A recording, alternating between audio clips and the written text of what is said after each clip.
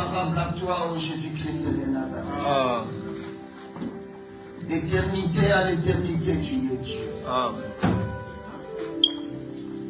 Tu as pris la nature, tu en as fait un habit. Tu t'es habillé. Le matin. Voilà pourquoi le soir, tu es en train de te déshabiller. Afin que ton épouse puisse contempler, Seigneur, ton corps. Fais-nous encore la grâce, ce matin, Père, de recevoir même un seul yoga qui fasse que nous puissions te connaître davantage. Tu as déclaré, ô Jésus, le Père seul me connaît. Et moi seul connais le Père. Et c'est à qui je veux le révéler. Nous te prions de vouloir ce matin te révéler, Seigneur, à ce peuple. Toi qui es le maître des temps ainsi que des circonstances. Nous savons que tu avais écrit dans ton livre de vie ces moments ici. Ce n'est pas un hasard. Car avant d'avoir fondé la terre, tu y avais prévu sa fin. Tu as ordonné au mot. Tu as ordonné au bien. Tu as prophétisé pour tout ce qui arrive maintenant. Seigneur, viens déchirer les rideaux dans la vie de tout celui qui sera branché maintenant, afin que la lumière soit dans nos vies.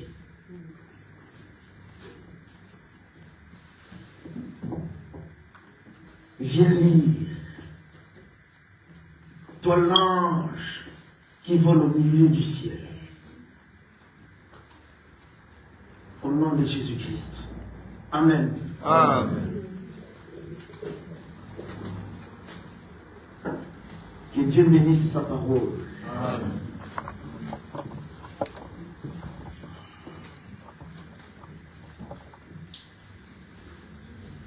C'est la bénédiction de l'Éternel qui enrichit. Elle ne s'ensuit d'aucun chagrin. Les chagrins, c'est l'enfer. Quand tu reçois cette bénédiction, tu deviens riche dans le royaume du ciel. Voilà pourquoi c'est cette richesse que nous vous apportons. Nous ne vous apportons pas de richesses matérielles. Les richesses matérielles sont une bonne chose. Mais ces richesses resteront sur la terre. Nous vous apportons des richesses qui vous suivront jusque dans la vie éternelle. Amen.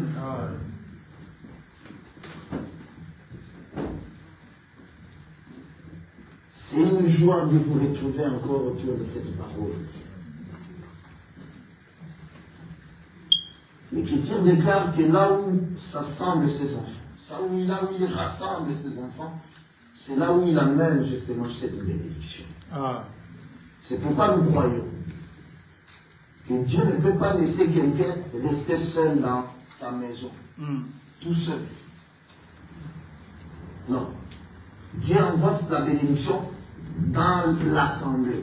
Autrement dit, quand nous formons un corps, alors la bénédiction est inondée. Voilà pourquoi, quand il dit que ma parole est comme la pluie qui tombe du ciel pour féconder la terre. La terre est composée de plusieurs graines de sable, mais qui forment une terre qui doit recevoir la pluie. Amen. Nous comprenons donc que ceux qui déclarent que non aujourd'hui, on ne peut plus se rassembler, on doit rester que sur les réseaux sociaux. Cette pensée vient tout droit de l'enfer. C'est ça. Parce qu'il y a cette pensée-là que le diable est en train de diffuser sur la terre. qu'on ne peut pas se rassembler dans une salle comme ça. Il y en a d'autres qui parlent des églises de maison. L'église, il faut que ça soit dans la maison.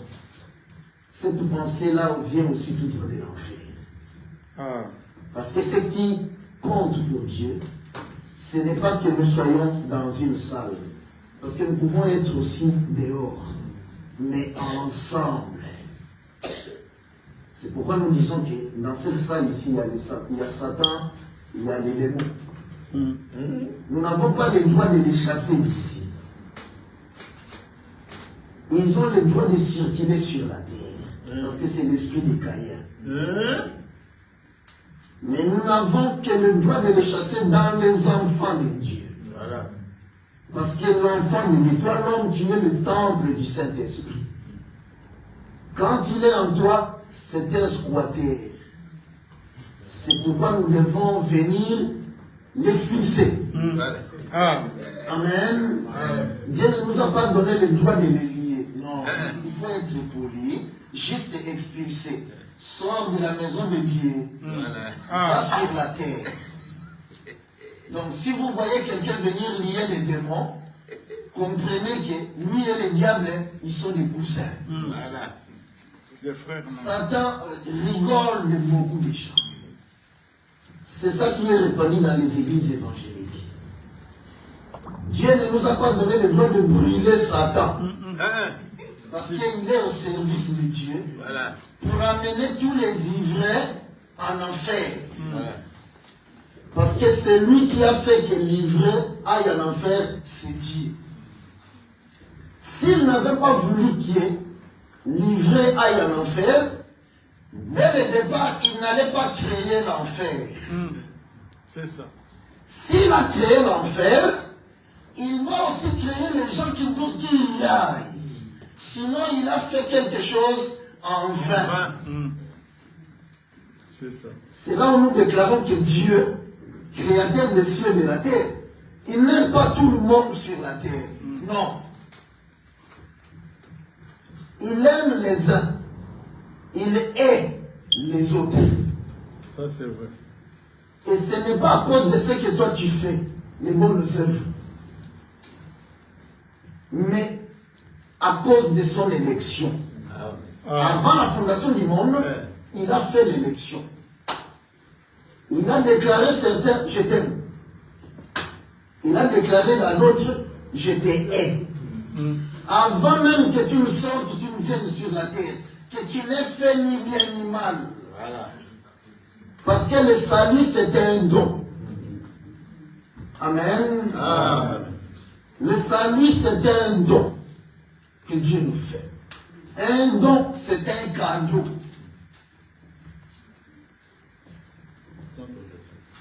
Un don, c'est un cadeau.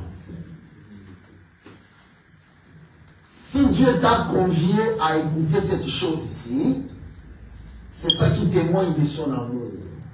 Amen. C'est pourquoi donc,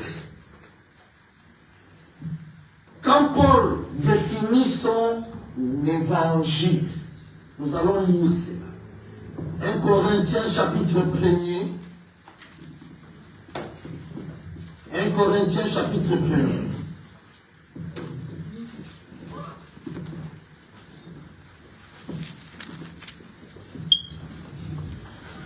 Corinthiens chapitre 1er, verset 18e. Car la prédication de la croix est une folie pour ceux qui périssent. Mais pour nous qui sommes sauvés, elle est une puissance de Dieu.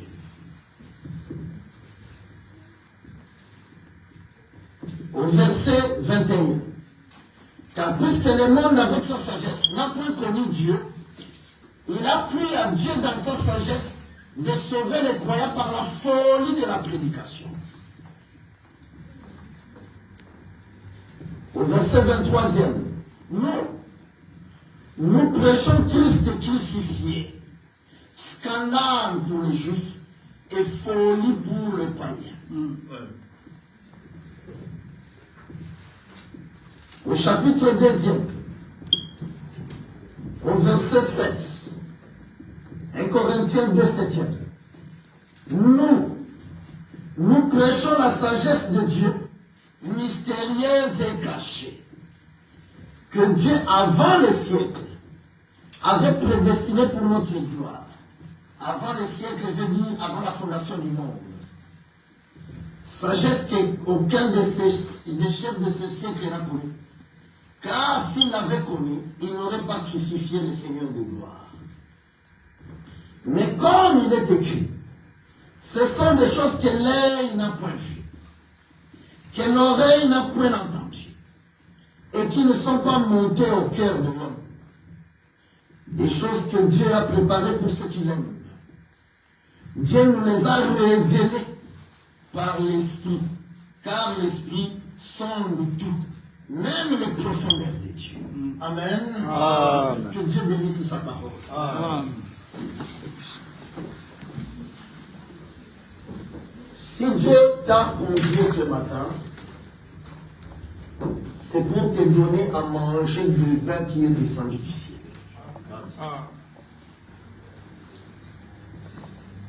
La Bible dit que c'est un scandale. Quand Jésus a dit à Israël, celui qui ne mangera ma chair, qui ne boira mon sang, n'aura pas la vie. Pour manger sa chair, il faut qu'il meure. Donc Jésus est en train de parler de la croix. Israël était scandalisé. C'est ça ce que résume Paul. Il dit, cette prédication de la croix doit scandaliser les gens. Mais ça doit être une puissance pour d'autres qui les amène au salut. Jésus, quand il prêchait, il scandalisait. Allez poser la question aux Juifs. Ils vous diront, ah, c'est pourquoi c'est un imposteur qu'on a tué. Et ils continuent d'attendre le Messie. Amen. Donc, Paul résume son enseignement par mystérieuse et cachée. Si je te dis ne vole pas, je ne te l'apprends pas. Tu le sais depuis l'enfance. Si on prend un homme, on le laisse dans la forêt étant bébé. Quand il grandira, comme dans les films, on a vu de Tarzan, cet homme-là, vous verrez qu'il connaît le bien et le mal. Ça, c'est vrai. Parce que c'est inscrit dans la conscience de l'homme. C'est pas caché. Si tu voles, les serviteurs de Dieu, des policiers vont venir t'attraper. Te confier entre les mains des juges. Qui vont chercher des témoins. Oui, on l'a vu en train de voler. Qui va te condamner. Donc les policiers et les juges, c'est des serviteurs. Mais ça, c'est pas caché. Tout le monde le sait. Les parents élèvent leurs enfants leur disant que voler c'est mal. Il ne faut pas faire de bêtises. Si nous vous convions comme ça, vous avez bradé votre grâce matinée pour que nous puissions vous dire ne volez pas. Il faudrait mieux que vous restiez chez vous à la maison. Amen. C'est pourquoi Paul dit quels sont les évangiles qu'il enseigne. C'est des choses que l'œil n'a pas vues, que l'oreille n'avait jamais entendues auparavant, que l'homme n'avait jamais pensé. Voilà. C'est Paul qui dit. C'est écrit. Autrement dit, quand Paul dit ça, il ne parle pas de la loi. Amen. Parce que la loi n'a pas été donnée pour sauver l'homme. Sinon, Israël serait sauvé. C'est ça. Dieu n'a pas donné la loi à nous, les païens. Non. Nous avions nos dieux. Pendant qu'Israël appliquait la loi, Dieu nous a donné la loi. En Afrique, nous, nos parents, nos ancêtres dormaient dans les arbres. Quand l'un des meurt, ils prennent l'arbre, ils font une statue en mémoire de celui qui est décédé. Ils vont commencer à venir lui donner à manger, les offrandes. Ils reviennent le lendemain, ils trouvent que les offrandes sont toujours là en train de pourrir. Mais ils ne vont pas se fatiguer. Ils vont encore lui amener à manger. Alors que Dieu est en train de leur montrer, mais regardez, il ne peut pas manger. C'est ça. Mais il n'arrive pas. Pendant ce temps-là, le seul peuple sur la terre qui avait la loi de Dieu, c'est Israël. Autrement dit, Israël, le Dieu est venu premièrement à Israël. Pour obéir son Dieu. C'est pourquoi il est venu ensuite nous donner la bénédiction d'Israël. Amen. Mais la loi qu'Israël avait reçue, c'est au travers de cette loi-là qu'ils ont été scandalisés. Ils ont tué Jésus. Autrement dit, Israël aujourd'hui, c'est les églises évangéliques. Parce que c'est eux qui ont la loi. C'est les églises évangéliques qui doivent nous persécuter Jésus. Qui doivent être scandalisés. Il suffit qu'on dise aux églises évangéliques, Dieu n'aime pas tout le monde. C'est un grand scandale. Comment un pasteur peut dire ça? Dieu a aimé, Dieu a tant aimé le monde. Mais pourquoi tout cela? Parce qu'il y a les rideaux en place. C'est ça. Pour que tu puisses voir, il faut que Dieu vienne déchirer les rideaux. C'est ça. Vous allez voir des gens qui ont des diplômes, des docteurs, même en théologie. Mais quand vous leur donnez cette petite chose, ils ne peuvent pas. Tu es même étonné. Mais c'est clair, non? C'est évident. Souvent, les bien-aimés me disent, mais c'est évident. Oui, évident pour toi. Parce que toi, le rideau s'est déchiré. Voilà. C'est pourquoi la lumière fut dans ta vie. Tu as expérimenté le premier jour de la création. Parce que le premier jour de la création, il y avait d'abord que les ténèbres.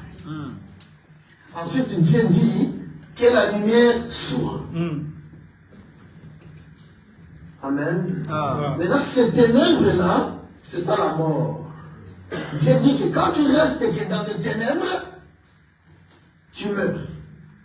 Mais quand tu accèdes maintenant à la lumière, tu as la vie éternelle. Il n'y a que ces deux choses-là. Voilà pourquoi il a mis les deux choses dans un jour. Il lit un soir, il lit un matin, c'est fini, c'est le jour. Donc, quand nous venons, vous venez ici, nous ne venons pas vous apporter la loi. Mais nous venons prendre la loi parce que c'est un pain, les déchirer en deux morceaux. Parce que la loi doit être déchirée en deux morceaux. Pour que la voix sorte du milieu. Amen. Nous avons donc le plaisir de proclamer cet évangile. Car imaginez-vous que cet évangile, Dieu l'a caché depuis la fondation du monde. Nous devons déjà nous estimer heureux de vivre en ces temps de la fin. Pourquoi nous disons que nous vivons au temps de la fin? Parce que Dieu a dit que cette connaissance viendra au temps de la fin. C'est ça le premier signe du temps de la fin. Nous sommes au temps de la fin. Pourquoi? Ce n'est pas parce qu'il y a des guerres, non. Les guerres, il y en a toujours eu. Même dans le jardin d'Éden, il y a une guerre. Il y a eu la guerre dans le jardin d'Éden. Les deux fils d'Adam se sont battus. C'est une guerre. Parce qu'un homme représente aussi un peuple. Donc, deux peuples se sont affrontés. Ce n'est pas à cause des guerres que nous disons que nous sommes au temps de la fin. Non. À cause de la chose que nous avons. Amen. C'est pourquoi nous nous évertuons par la grâce de Dieu de vous faire comprendre la différence entre cette chose ici et celle qui se prêche dans les églises évangéliques. Nous répétons que Dieu est dans aucune église évangélique. Ça, c'est vrai. Ça aussi, ça scandalise les églises évangéliques. Mais quand nous disons comme ça, il y en a quand, au-delà d'être scandalisés, ça les amène à la réflexion pour leur salut. Amen. L'évangile que nous vous enseignons, nous disons donc que c'est une promesse que Dieu a fait pour les temps qu'il a fait. Nous allons prendre l'Apocalypse 14 et 6. Ça, c'est la première des choses à savoir. C'est une promesse. Parce que Dieu, il ne vient faire que ce qu'il a promis. Et il ne promet que ce qu'il doit venir faire. Apocalypse 14, 6. Je vis un autre ange qui volait au milieu du ciel. Il avait un évangile éternel. Pourquoi faire? Pour l'annoncer aux habitants de la terre, à toute nation, à toute tribu, à toute langue et à tout peuple. Donc personne ne sera laissé de côté. Il disait d'une voix forte, craignez Dieu et donnez-lui gloire, car l'heure de son jugement est venue. Et adorez celui qui a fait le ciel, la terre, la mer et les sources d'eau. Amen. Quand l'ange vient proclamer l'évangile éternel, la Bible dit qu'il proclame la crainte de l'éternel. Soyez attentifs. Il commence par dire, craignez Dieu et donnez-lui gloire, car l'heure du jugement est venue. Adorez. Amen. Autrement dit, au temps de la fin, Dieu a prévu la crainte, l'adoration. Voilà. Maintenant, qu'est-ce que la crainte de l'éternel? Proverbe. Parce que quand Dieu dit un mot, il doit venir le définir. Proverbe chapitre 1er. Proverbe chapitre 1er. Parce qu'il est interdit à l'homme d'interpréter. Dieu interprète lui-même. Toute l'écriture qu'il a inspirée. Proverbe chapitre 1er, au verset 7e. La Bible dit ceci.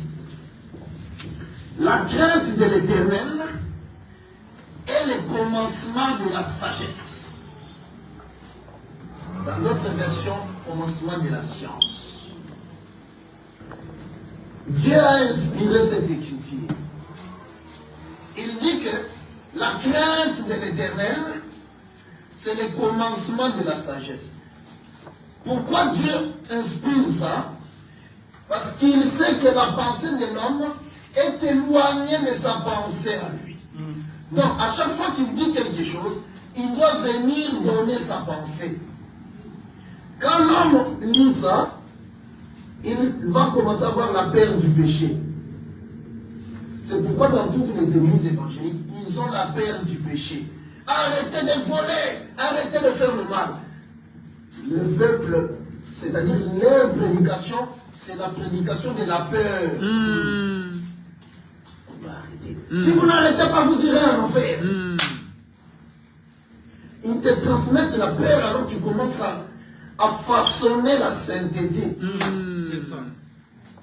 Par tes efforts. Israël a fait des efforts pendant 6 jours. Mais il s'est rendu compte que non, nos efforts sont vains. Amen. C'est pourquoi il leur dira, venez maintenant dans les repos, pour que moi je vous fasse cadeau Amen. du salut. Amen. La Bible dit que la crainte de l'Éternel, c'est le commencement de la sagesse.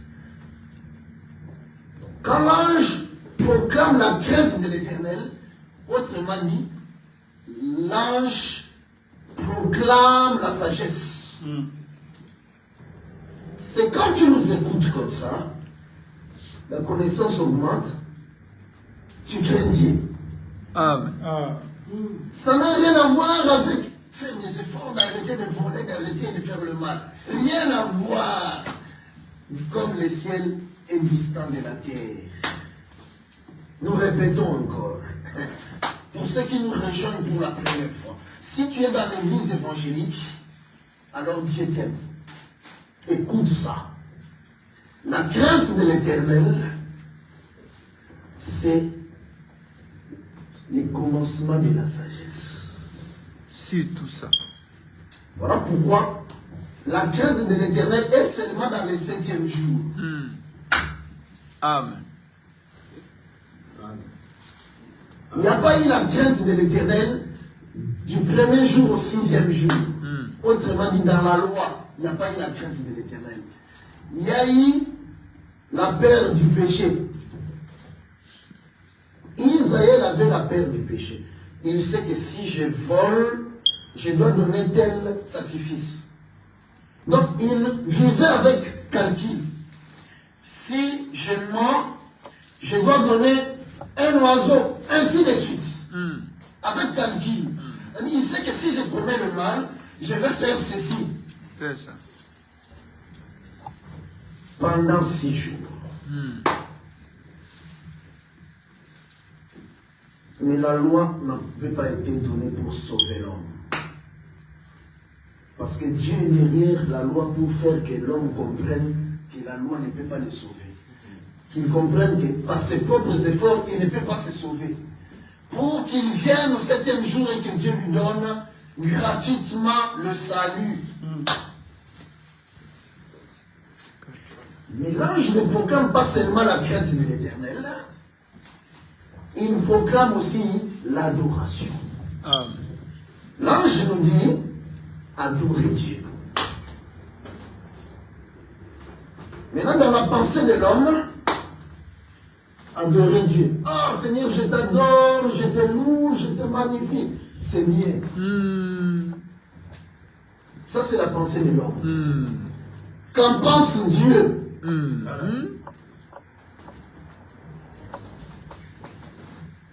Un jour, Jésus se présente devant une femme. La femme samaritaine. Nous allons lire cela. Jean chapitre 4. Jean chapitre 4.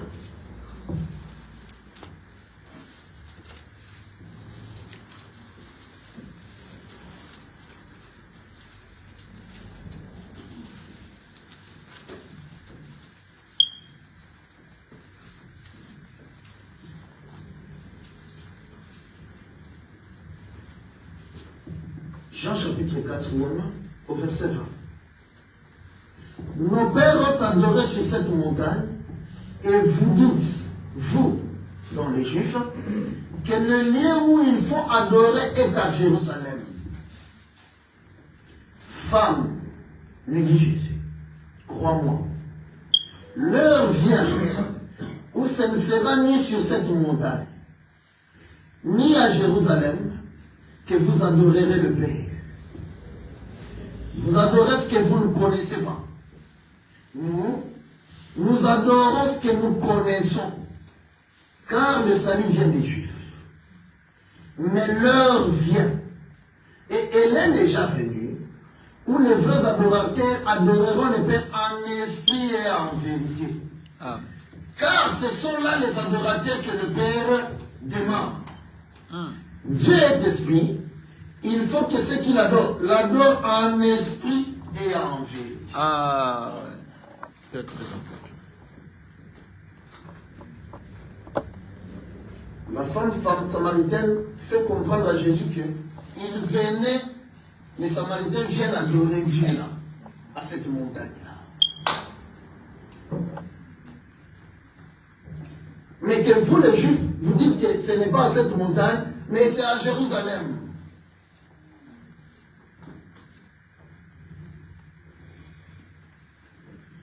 Alors Jésus lui répond. Jésus lui dit qu'il y a une heure qui vient. Et cette heure-là est déjà venue. Ah.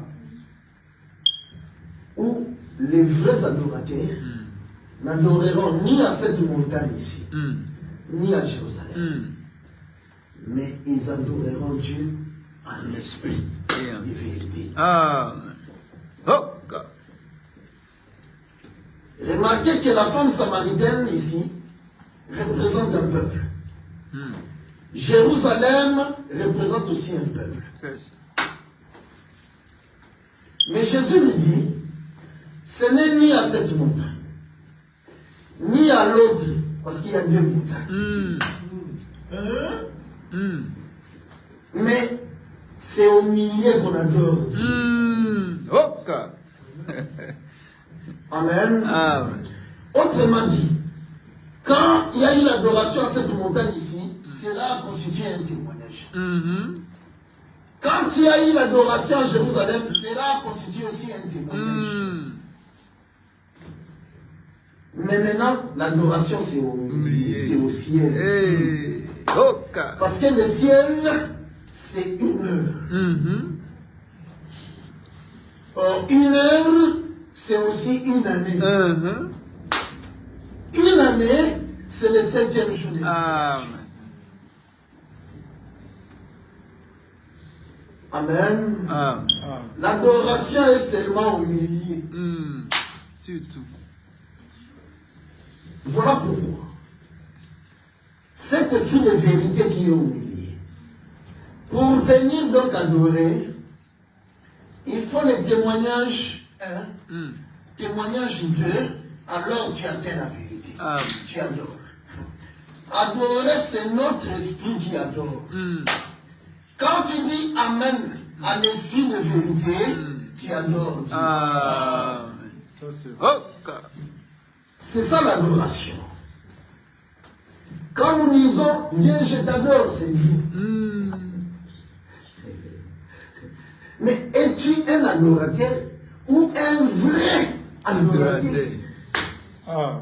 Parce que Jésus veut faire la différence. Qu'il y a des adorateurs. Vous adorez ce que vous ne connaissez pas. Autrement dit, si tu n'as pas la connaissance, tu vas adorer. C'est ça. Tu n'es qu'un adorateur. Dans les églises évangéliques, on adore Dieu. Amen. Mais sans la connaissance, ils sont des adorateurs. C'est ça. Mais nous ne sommes pas des adorateurs. Mais de vrai. Nous sommes les vrais Amen. adorateurs. Ok. C'est ça. Les mots vrais sortent de la bouche de Jésus. Jésus. Qui Amen. fait la différence entre l'adorateur et le vrai Adorateur. Amen. C'est pourquoi nous faisons la différence entre l'évangile éternel et le vrai évangile éternel. Amen. Ah. Ok. Mais quand nous disons le vrai évangile éternel, Scandale. ça scandalise certains. Pourtant, c'est le langage de Jésus. Amen. Il y a toujours le vrai et le faux. La photocopie. Amen. Amen. Autrement dit, l'adoration donc, nous avons compris que il s'agit d'un brigand, deuxième brigand, et l'adoration a lieu au milieu. Voilà. Ça, c'est vrai aussi. Or, les deux brigands nous amènent à Golgotha. Comment veux-tu adorer si tu n'es pas à Golgotha? Parce que c'est là où il y a l'adoration. L'adoration est à la montagne. Parce que Jésus a été crucifié à la montagne. Amen. Pourquoi Jésus doit être crucifié à la montagne? Un jour, Abraham prend son fils Il vient parmi tous ses serviteurs. Il a choisi Deux. Oh, pour l'accompagner. Ils prennent la route. Le père, son fils, qui porte le bois, et les deux serviteurs. Amen. Ils font route pendant 3 jours. 3 jours. Alors, arrivé à la montagne, parce que pour arriver à la montagne, il faut parcourir 3 jours. Amen. C'est ça. Ça, c'est vrai aussi. Arrivé à la montagne, le père dit que maintenant, ce n'est plus votre affaire, vous les deux brigands. Vous restez ici. Amen. C'est mon affaire, moi le père et mon fils. Amen. C'est ça. Et le bois. C'est tout. Alors le fils prend le bois, lui et le père et le bois. Il monte à la montagne. Amen. Nous allons lire cela. Oh, Genèse. Genèse 22. Genèse 22e.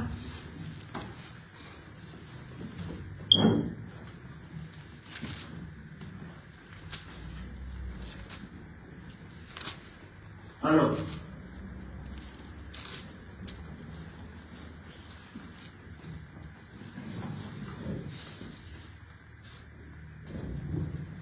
nous lisons donc au verset 6e. 6. Commençons au verset 5e. Non, commençons au verset 3e pour certains. Abraham se leva de bon matin, scella son âme et prit avec lui 2 serviteurs et son fils Isaac. Il fendit du bois pour l'Holocauste et partit pour aller au lieu que Dieu lui avait dit. Le 3e jour, Abraham leva les yeux, vit le lieu de loin. Abraham dit à ses serviteurs, restez ici avec l'âme. Moi et les jeunes hommes, nous irons jusque là pour adorer et nous reviendrons auprès de vous. Et nous reviendrons.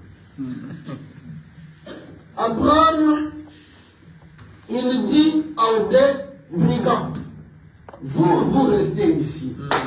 Parce que vous êtes incapables de prier 1 heure avec moi. Amen. Ok. Donc les 3 jours qu'ils ont fait, c'était 3 heures Amen. de route. Il dit que moi et les jeunes hommes, nous allons monter pour que je sacrifie mon fils. Amen. C'est pas ce qui sort de sa bouche. Il dit que nous allons monter pour adorer. Amen. Mais alors nous devons appeler nos cousins des églises évangéliques pour leur dire, mais ici il y a une faute de français. Parce qu'Abraham, quand il prend son fils et le roi, c'est pour adorer. Il le dit lui-même. Autrement dit,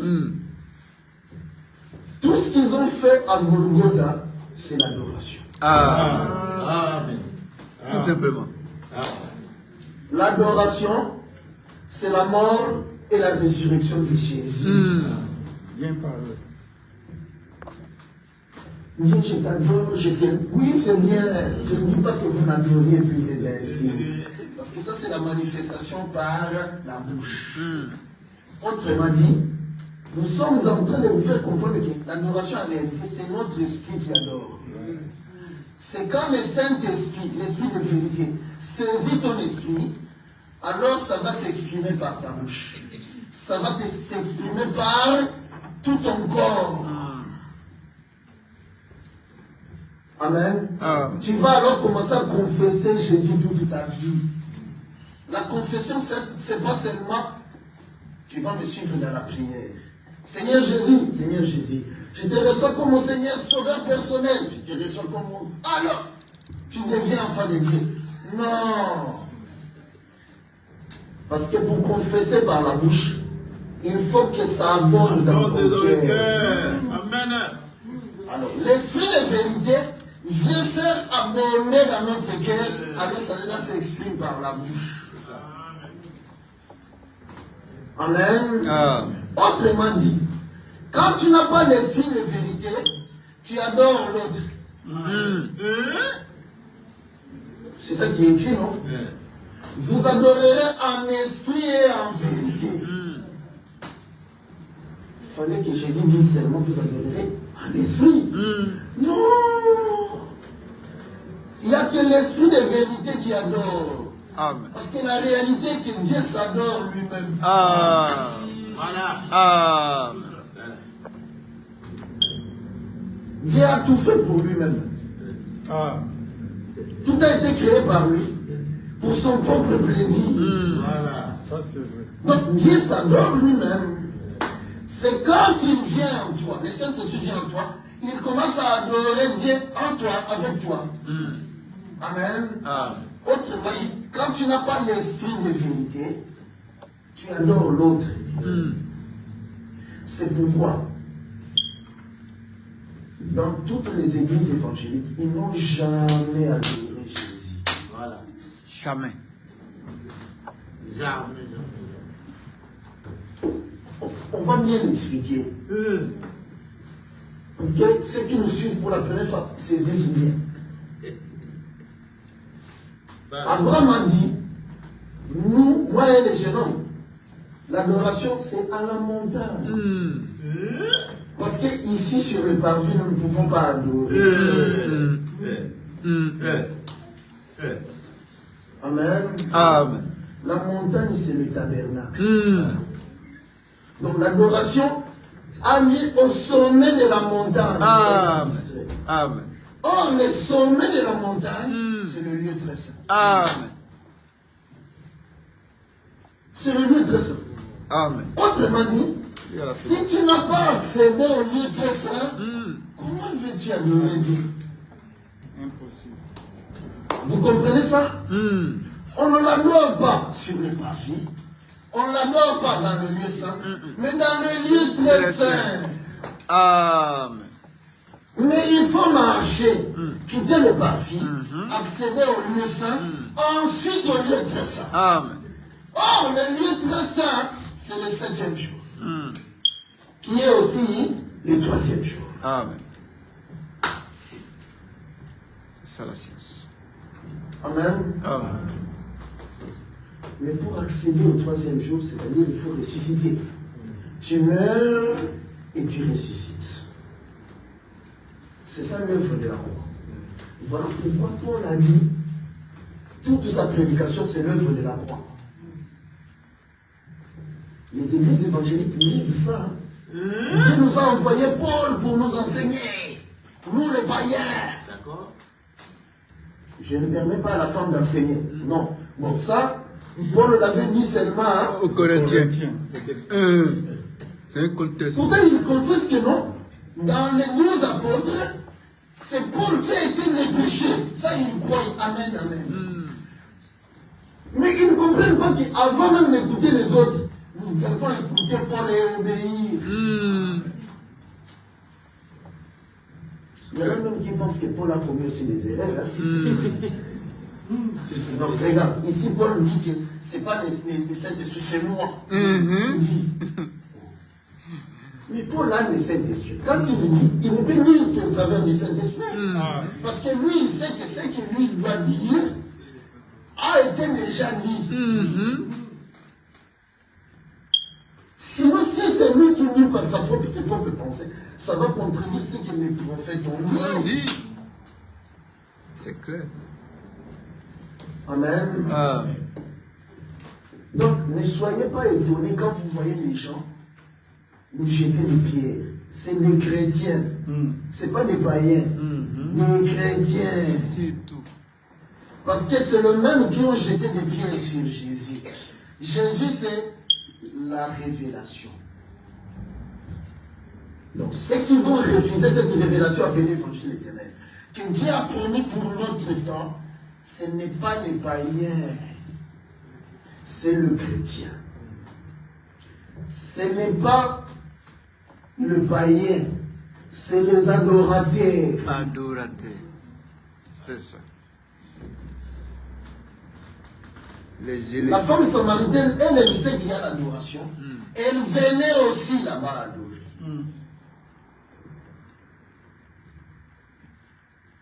Autrement dit, ce sont ceux qui ont la loi de Moïse qui vont refuser Jésus. Toujours. C'est pourquoi Jésus leur a posé la question. J'ai fait beaucoup de miracles pour lesquels vous voulez me tuer. Ils ont dit non, c'est pas pour les miracles. Les miracles, c'était une bonne chose. Bien que quand tu ne faisais les jours du sabbat, nous on n'acceptait pas ça. Jésus faisait les miracles les jours du sabbat. Parce que c'est lui le souverain sacrificateur qui doit travailler dans le 7e jour. Amen. Quand lui menait, il faisait des miracles les jours du sabbat, ils étaient scandalisés. Mais pas pour ça. Mais toi, tu t'es fait dire. Tout ce que tu dis là, c'est pour ça que donc nous allons fermer ta bouche en te tuant. Comme nous avons fait pour notre frère. Amen. Israël, c'est les Miss-là qui ont tué leur frère Joseph. C'est l'ombre là-bas. Quand ils le tuaient, ils ont dit quoi? On les tue. C'est notre frère, hein, nous l'aimons beaucoup. Mais seulement, il y a une chose, c'est qu'il nous dit. Les paroles qui sont de sa bouche, on va les tuer comme ça, on verra comment ces paroles-là vont encore se réaliser. Donc, tuons-les pour les faire taire. C'est pour ça qu'on tue Joseph là. Or, le véritable Joseph, c'est Jésus. C'est pourquoi cette écriture-là s'est accomplie. On va te tuer parce que tu es Joseph. Tu as des songes. Des songes bizarres. Comme ça, on va te tuer pour annuler les songes. Comment toi, tu es un homme? Tu es un fils. Mais nous sommes plus âgés que toi. Mais tu dis que tu vas t'asseoir sur le trône.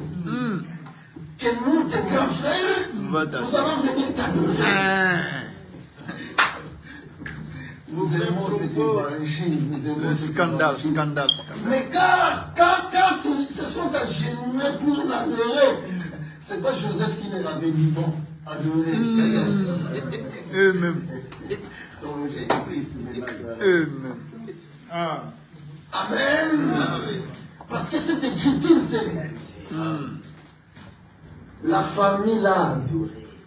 Mais c'était quand il est mort et ressuscité. Pas avant.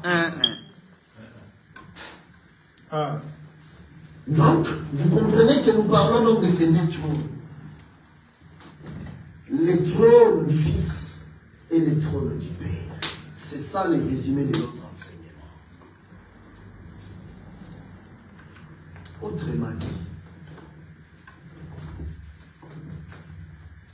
il ne suffit pas seulement d'adorer Jésus.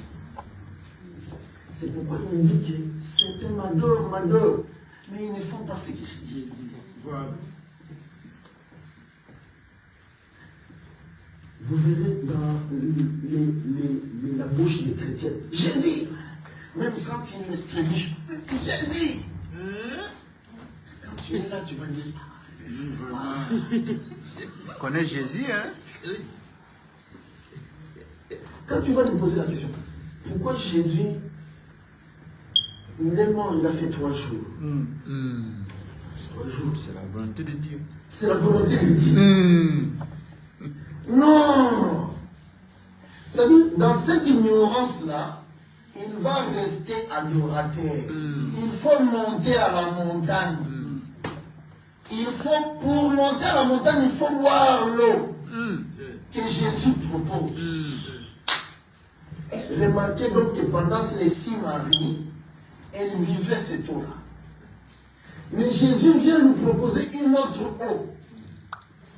Donc dans le 7e, il y a une autre eau. Voilà. Que l'eau qu'elle a bu pendant 6 jours.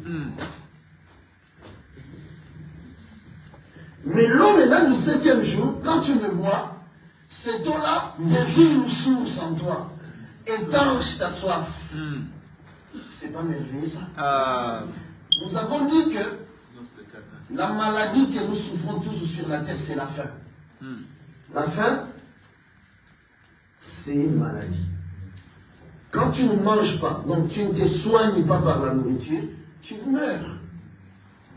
C'est l'image de la mort.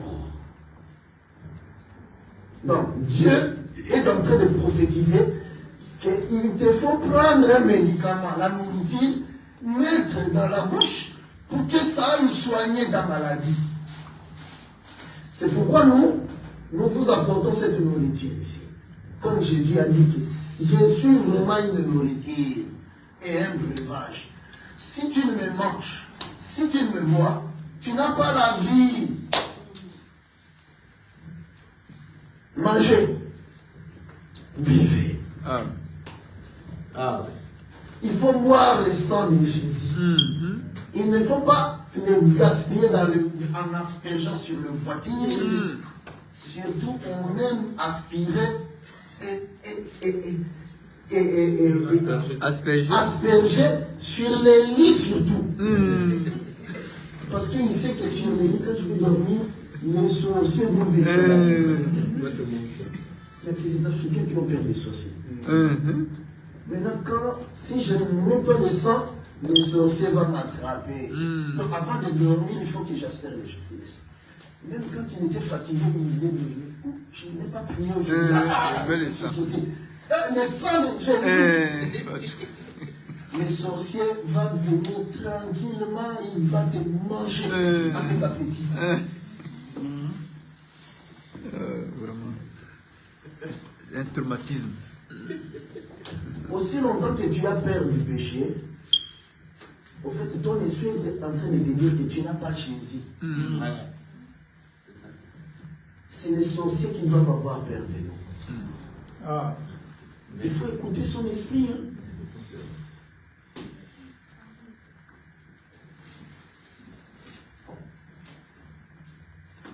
Si les sorciers viennent, moi je suis caché dans le sang, donc en Jésus. Mais avant de me manger, il doit d'abord manger Jésus. C'est clair. Comment? Donc ça veut dire que moi je vais dormir tranquille. L'aspersion ne s'est pas fait quand je prie. Prier c'est une bonne chose, il faut prier. Parce que la Bible dit prions sans cesse. Mais nous entrons en Jésus par un processus. Tu vas commencer par recevoir d'abord c'est Jésus-là. Jésus, c'est l'évangile de Christ, c'est-à-dire la révélation. Si tu l'acceptes, ça produit la foi en toi, qui va t'amener à rentrer dans l'eau, dans le sang, et Le souffle. souffle de vie. C'est un processus, comme Dieu l'a fait dans la nature.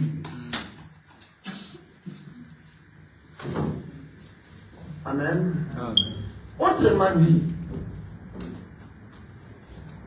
tous les chrétiens que vous voyez dans les assemblées, ce matin-là, ils sont des milliers, plus que vous ici, des milliers dans ces assemblées. Ils adorent le diable. Heureusement, c'est l'honneur. Parce que comme je dis là, si j'étais en face d'eux, ils allaient me lapider. En matière de la parole de Dieu, toute vérité est bonne à dire. Voilà pourquoi parfois nous sommes cruels. Parce que la vérité, nous devons la dire. Dans les églises évangéliques, ils sont des adorateurs. C'est pourquoi ils sont tout le temps Jésus, Jésus, je t'adore, je t'adore. Quand ils mettent des cantiques, mais ici on ne sait pas chanter. À la fin, vous allez voir, aujourd'hui, vraiment. L'esprit est descendu. Parce que le Saint-Esprit, quand il chauffe, Il descend. après le culte, Il repart dans sa chambre. notre culte, il chauffe encore, il descend. Nous, notre Saint-Esprit ne descend pas. Il est là. Calé. Pour que tu puisses l'avoir, une portion doit quitter les ministres rentrer en toi. Le Saint-Esprit n'est plus au ciel pour descendre. Il est dans le ministre. Nous les distribuons. Amen. Par l'imposition de la main, nous te transmettons une portion du Saint-Esprit. Et ça ne veut pas dire que si tu reçois le Saint-Esprit par le ministre, toi, Dieu ne peut pas t'élever plus que ces ministres. Ananias, qui a donné à Paul la portion du Saint-Esprit, on parle de lui qui est là.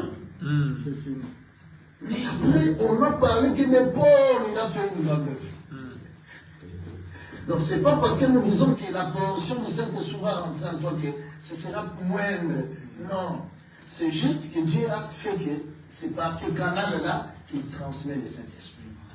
Après avoir entendu la parole De vérité. Surtout. L'évangile éternel. Amen. Amen. Remarquez que ce matin, il est en train d'insister sur l'esprit de vérité. Ah. Nous allons lire cette écriture. Après avoir entendu la parole de vérité. Éphésiens. Donc, Éphésiens, 4e, je crois. Chapitre 1 à 13. 11, 13 à 13. Non, c'est pas Éphésiens, c'est pas Éphésiens 4e. Éphésiens chapitre 1. Ah, Éphésiens chapitre 1er. Ouais. Verset 13. Éphésiens chapitre 1er, verset 13e. Nous lisons donc. Éphésiens 1er, verset 13e. En lui, vous aussi, après avoir entendu la parole de la vérité, l'évangile de votre salut, en lui, vous avez cru et vous avez été scellés du Saint-Esprit qui avait été promis, lequel est un gage de notre héritage pour la rédemption de ce que Dieu s'est acquis pour célébrer sa gloire. Amen. Quand est-ce qu'on reçoit le Saint-Esprit? Après avoir entendu la parole de vérité. Amen. C'est ça qui est écrit, pas avant.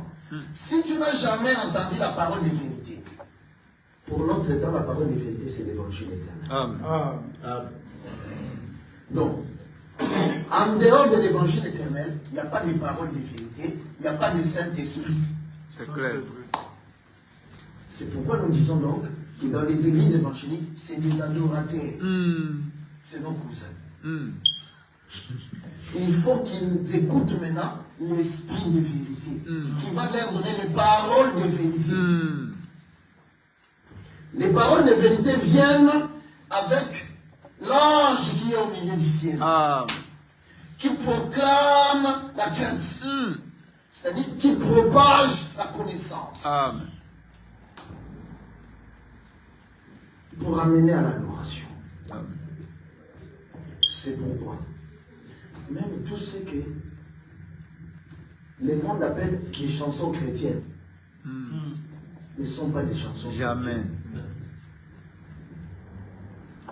Certains vont chanter quand tu écoutes. Chante Dieu. Mais ils adorent le diable. Parce que quand tu n'as pas l'esprit de vérité, même quand tu chantes bien ces paroles-là, tu adores Satan. C'est une abomination. Il n'y a pas le juste milieu. Si tu n'adores pas Dieu, tu adores Satan. C'est clair. C'est pourquoi Israël avait sa propre musique. Israël ne chantait pas n'importe comment. Non. C'est pourquoi vous allez remarquer qu'ici, c'est de temps en temps que nous chantons les chansons populaires. Nous avons nos chansons. Quand Israël était en déportation, ils étaient dans l'esclavagisme. Ils sont venus leur dire, chantez-nous un cantique là, parce que vous chantez bien. Israël leur a dit, mais comment voulez-vous que nous chantions alors que nous sommes en captivité? Donc Israël, quand il est captif, il ne chante pas. Mais c'est quand il a connu Les jubilés. les jubilés, il chante. Amen. Parce qu'avec le jubilé, tu adores Dieu maintenant en esprit et en vérité. La captivité ici montre les ténèbres. de ces 2 jours-là. Voilà pourquoi au 3e jour, tu connais le jubilé. Tu commences maintenant à adorer Dieu. Donc l'adoration, c'est seulement dans l'évangile éternel. Le vrai. Le vrai. C'est tout. C'est pourquoi vous allez voir que Sarah appelait Abraham Mon Seigneur. Aujourd'hui, si une femme appelle son mari mon Seigneur, Seigneur. ce sont ses copines qui vont venir dire, et sa famille, hein, toi tu exagères, hein? À un moment de la yo. C'est-à-dire, il va marcher sur toi. T'es piétiné. Fais attention avec les hommes, hein. Non, ma sœur, ton mari c'est ton Seigneur. Amen. Maintenant, dans la profondeur, Sarah, c'est l'église. Il n'y a que l'église qui a le droit d'appeler Jésus mon Seigneur. Pas les autres. Amen. Parce que mon Seigneur, c'est ça l'adoration. Le vrai. Ça, c'est le vrai. C'est pourquoi donc, dans les cantiques, Dieu dit que il siège au milieu de la louange et de l'adoration. Autrement dit, quand nous chantons, nous nous adressons seulement à Dieu. Le louer, c'est dire ce qu'il fait. L'adorer, c'est dire ce qu'il est. Ses valeurs intrinsèques. Dieu, tu es amour. Ça, c'est l'adoration. Dans ton amour, tu nous as sauvés. Ça, c'est la louange. Mais remarquez que nous nous adressons à Dieu. Les cantiques ne s'adressent pas aux hommes. c'est pas prier aussi. Ceux qui s'adressent aux hommes, Dieu a prévu plutôt la prédication. Voilà. La prédication s'adresse aux hommes, mais pas les cantiques. C'est pourquoi nos cousins, les églises évangéliques, vous allez voir, arrêtez de voler. Ils vont faire des bons cantiques, mais s'adressant aux hommes. Alors que c'est la place de la prédication. Nous répétons encore pour ceux qui nous écoutent, les églises évangéliques. Dieu siège au milieu de la louange et de l'adoration. D'accord? L'adorer, c'est dire ce qu'il est. Seigneur, tu es sauveur. C'est-à-dire c'est la qualité de sauveur qui est en lui. Par cette qualité de sauveur, tu m'as cherché dans les ténèbres où j'étais. Tu m'as sauvé. Ça, c'est le louer. Ça s'arrête là. Il n'y a pas de place. Bien-aimé, arrêtez de voler. Mais quand il les chante, vous allez voir. Une belle voix plus que nos sœurs aussi. Quand tu vas entendre, tu vas dire, oh, ça c'est vraiment Dieu. Dieu est content. Non! Onction. Dieu ferme les oreilles quand il chante. Mais quand nos sœurs chantent, Dieu est content. Il ouvre les oreilles, il admire. Il va même dire aux anges, arrêtez. Ça là, c'est mon épouse qui m'adore. Voilà pourquoi nous sommes différents. Autrement dit, on adore Dieu ici, au sommet de la montagne. À Champout. On a la crainte de Dieu qui est ici. Ailleurs, ils ont la peur du péché. Amen. C'est ça l'évangile éternel. C'est-à-dire que dans tout ce que nous faisons pour Dieu, si tu n'as pas la connaissance, tu viendras avec beaucoup de zèle. Hein? Je vais composer un cantique pour Dieu. Mais le cantique pour Dieu, tu mets une prédication, tu es en train de t'adresser à ton frère et tes sœurs, et il faut donner la dîme, il faut arrêter de faire le mal. Dans les oreilles des hommes, c'est une bonne chose. Ah, ça c'est une belle cantique. Hein? Il nous dit vraiment d'arrêter de faire le mal. Ah, quand il chante, nous sommes délivrés. Vraiment, ils sont délivrés. La délivrance, c'est quand nous chantons ici, parce que ça, c'est un cantique. Amen. Oh, Amen. Ils vont te dire que tu n'as pas vu là-bas. David, il chantait. Et Saül. Saül était délivré. Il faut qu'on te dise qui est David. David utilisait ces 5 doigts. Amen. Donc, le son qui sortait provenait du mouvement des 5 doigts. Or, les 5 doigts, c'est les 5 ministères à l'exercice. Amen. C'est pourquoi à la fin, vous allez voir que, bon, nous aussi, les musiciens, nous aussi, nous amenons aussi les peuples à la délivrance. Nous enseignons aussi les peuples. Alors, nous devons aussi manger la dîme. Mais c'est normal. C'est un désordre. Il devient pasteur. Il devient par la suite des pasteurs. Pasteur, toujours. Pourquoi? Parce que dans un cantique qu'il prêchait, prêcher dans les cantiques, ça vient tout droit de l'enfer. Donc c'est pourquoi il faut bénir le Seigneur parce qu'il vous a fait quitter les églises évangéliques. Amen. Cet enfant-là, Joseph, il a laissé ses autres frères. Tout ce qui l'a intéressé, aller vers ses frères qui sont ici, d'aider servantes. C'est là où lui il choisit d'être. Oh, les fils des 2 servantes, ils sont 4. Lui, il vient, il est le 5e. Quand il parle, lui, il prend un propos, il le ramène auprès du Père. Donc, il est un rapporteur de ce que disent les 4. Or, les 4 là, ils parlent par la doctrine, ils parlent par la connaissance, ils parlent par la prophétie ainsi que la révélation. Lui, il vient rapporter.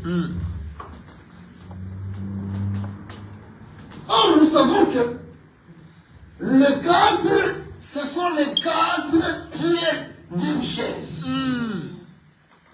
Autrement dit, Joseph, il a aussi un trône. Mais dans cette maison-là, il y a son père Jacob qui est assis sur son trône à lui. Son trône avec ses 4 femmes. Nous avons toujours dit que il a épousé, il a donné la dot pour 2. Léa et Rachel. Les servantes, il n'a pas donné la dot. Autrement dit, la dot de ces 2-là, les servantes doivent en bénéficier. En passant par les maîtresses. Autrement dit, par l'ordre de maîtresse. C'est Rachel qui a les droits de son mari. Si elle le veut, en Dieu. Donc, pour que la servante Bila aille avec le mari, c'est par la volonté de Rachel. C'est elle qui peut ouvrir la porte ou fermer la porte pour Bila. C'est clair. Autrement dit, Bila est cachée en Rachel. Autrement dit, leurs fils aussi sont cachés. C'est ça. Amen. Voilà pourquoi Jacob, il n'est qu'avec les fils cachés. Or, les fils cachés, pour avoir accès donc au grand jour, il faut qu'ils aient l'accès. Ce qui veut dire que le trône de Joseph, c'est un trône caché. Amen. Le trône dans cette maison-là, c'est le trône de Jacob et ses 4 femmes. Mais le trône du Fils, c'est un trône caché.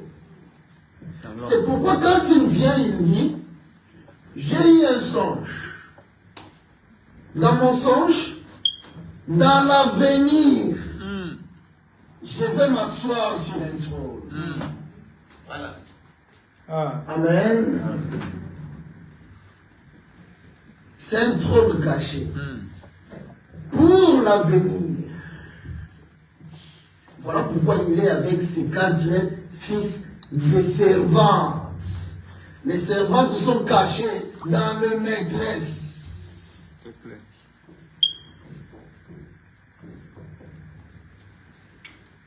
Amen.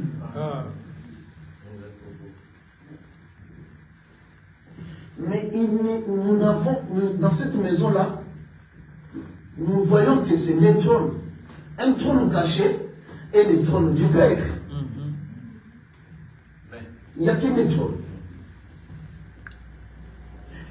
C'est pourquoi maintenant le trône du Fils, pour se manifester, il faut que le Fils passe par la mort.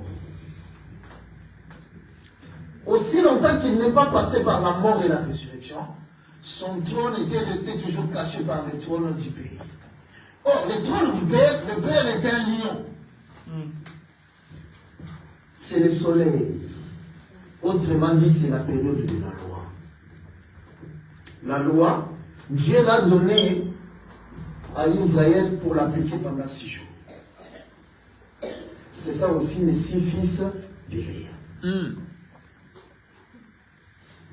Mais maintenant, après la loi, la dispensation change. Ça devient maintenant la dispensation de Dina, une femme. Donc, le 7e jour, c'est une femme. Amen. Dans la nature, tout le monde sait que le papa, lui, il ne blague pas. Quand tu fais des bêtises, hey! Mais la maman va venir dire, ah, toi aussi, pourquoi tu fais ça? Les enfants préfèrent les réprimandes de la maman plutôt que du papa. Le papa, lui, il prend la chicotte. Il vient punir. Parce qu'il doit montrer la rigidité. C'est ça le père. Mais la mère, elle a l'instinct maternel. C'est pourquoi, si elle souffre beaucoup de contraction pour un enfant, toi, le père, n'ose pas venir punir cet enfant-là. Elle va te monter sur le dos. Commencez à te rappeler. Quand moi, j'ai souffert pour cet enfant, pour le mettre au monde, toi, tu étais là. Et pourtant, effectivement, l'enfant mérite la correction. Mais quand les souffrances de l'enfant lui viennent, tu ne peux pas toucher. Parce que celle qui a souffert pour l'enfant, c'est la maman, pas le papa. Ok. Amen. C'est pourquoi donc, nous sommes en train de vous montrer cette différence-là. La dispensation du papa et la dispensation de la maman. Qui donne le fils. C'est 3 choses. Le père, la mère et le fils. Pourquoi on va là-bas? Parce que nous avons dit que Dieu a dit, créons l'homme à notre image, selon notre ressemblance. C'est clair. Mais maintenant, l'homme, l'image visible de l'homme que nous voyons sur la terre, il est un père, il est une mère et il est enfant. Il n'y a que ces 3 images que nous avons de l'homme sur la terre. Autrement dit, Dieu, il doit se manifester comme étant père, il doit se manifester comme étant fils, il doit se manifester aussi comme étant femme. Ou mère. Amen. C'est pourquoi, pendant tout le temps d'Israël, l'Israël est le peuple du matin. Le soleil s'est levé pour Israël, a commencé à luire. Israël était incapable de fixer les regards du soleil. Donc, le soleil est resté mystérieux et caché. Ils ne l'ont pas vu. Un jour, Zacharie étant juif d'Israël, il vient dire aux Juifs, oh, le soleil qui nous éclairait vient de nous visiter. Donc il vient de quitter le ciel, il est sur la terre. Amen. C'est normal que Zacharie dise à Israël que le soleil que nous connaissons, ne le regardez plus au ciel, il est sur la terre. Oh, parce que Jésus reste leur Père. Voilà pourquoi quand ils ont vu la nudité de leur Père, ils avaient été maudits. Ok. Mort. Amen. Amen. Mais nous, quand le soleil nous visite, il est dans le costume du Fils. L'étoile. Parce que nous sommes le peuple de la vie. Amen. Autrement dit, il vient de changer de costume. Et il porte le costume maintenant du Fils. Donc, cet enfant-là, Emmanuel, Dieu est avec nous, pour Israël, c'est leur Père. Amen. Mais pour nous, c'est le Fils qui est né. Amen. Amen. Amen. Amen. Nous insistons encore. Dieu, il est unique. C'est le même Dieu. Il a toutes ses capacités en lui. Il est un homme, il est une femme, il est un enfant, il est l'arbre, il est tout. Autrement dit, quand la lumière est apparue au premier jour, il y a toutes ses qualités dans la lumière. Ah. Mais au premier jour, la lumière apparaît comme lumière. Pour Israël, il est Père. Amen. Parce que le Fils n'a jamais visité Israël. Ils l'ont rejeté comme Fils. Ils ne l'acceptent seulement que comme Père. Mais nous, à nous, il n'est pas venu comme Père. Il est venu comme Fils. Amen. C'est là où Jean ramasse en disant que Dieu a tant aimé le monde qu'il a donné son Fils comme cadeau. Oh. Amen. Amen. Mais pour que le Fils vienne nous voir, il doit passer par le ventre d'une femme. Tout le problème, il est là. S'il ne passe pas par le ventre d'une femme, il ne peut pas devenir Fils. Amen. Parce que le Fils, c'est le Père. Amen. Il est d'abord Père, mais quand il traverse le ventre d'une femme, il sort comme Fils. Amen. Ok. Autrement dit, le Fils est dans le ventre de sa maman. Nous sommes. Voilà.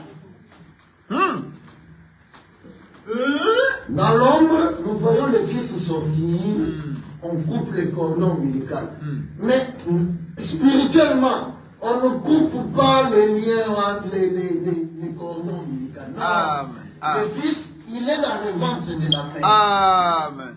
Ok. Voilà pourquoi la mère, c'est Dina, le 7e jour. L'enfant, c'est le coffre de l'alliance. Amen. Dans le ventre de sa mère. Amen. Amen. Ah. C'est pourquoi, quand Dieu dit à Moïse, va me faire ma maison sur la terre. Moïse, il vient, il fait le parvis. Il fait le lieu saint, il fait le lieu très saint. Amen. Or, le parvis, le lieu saint, le lieu très saint, c'est les 7 jours de la terre. Amen. Amen. Ensuite, il va chercher Dieu pour qu'il vienne entrer dans le ventre de Dina. Amen. Alors, quand il rentre dans le ventre de Dina, il n'est plus père. Dieu te bénisse. Il devient fils.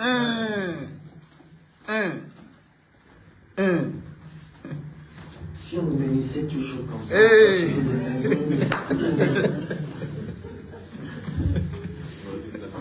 Amen. Ça, c'est la vraie bénédiction. Amen.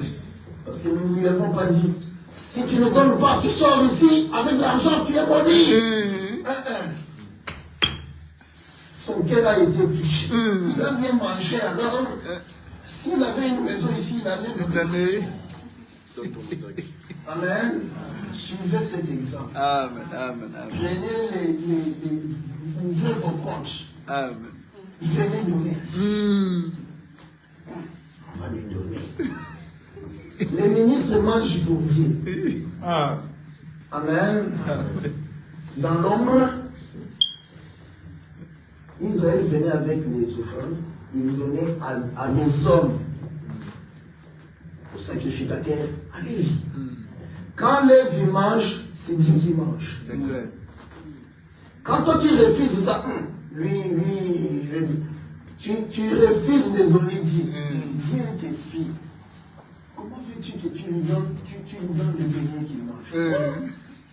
Mais quand le ministre voit l'eau que tu lui as donnée, c'est Dieu. Amen. C'est clair. C'est pourquoi ils étaient étonnés ces jours-là. Jésus leur dit, vous venez à ma droite, parce que j'avais faim. Vous m'avez donné à manger. On ne t'a jamais vu sur la terre, rencontré, et on t'a servi. Il dit non. Quand vous l'avez fait à l'un de mes enfants, c'est à moi que vous avez. Amen. C'est clair. Amen. Nous disons donc que dans cette maison-là, il y a deux trônes. Un trône visible, le trône du Père, qui règne sur ses 12 enfants et sur ses 4 femmes. C'est le soleil. C'est une année avec ses 4 saisons et ses 12 mois. C'est Jacob. Mais il y a une prophétie dans cette maison-là qui prophétise qu'un jour le Père changera de costume, deviendra fils. Mais à la seule condition que le Père entre dans un ventre. L'enfant, c'est le Père. Amen. C'est pourquoi, si ce n'était que nous,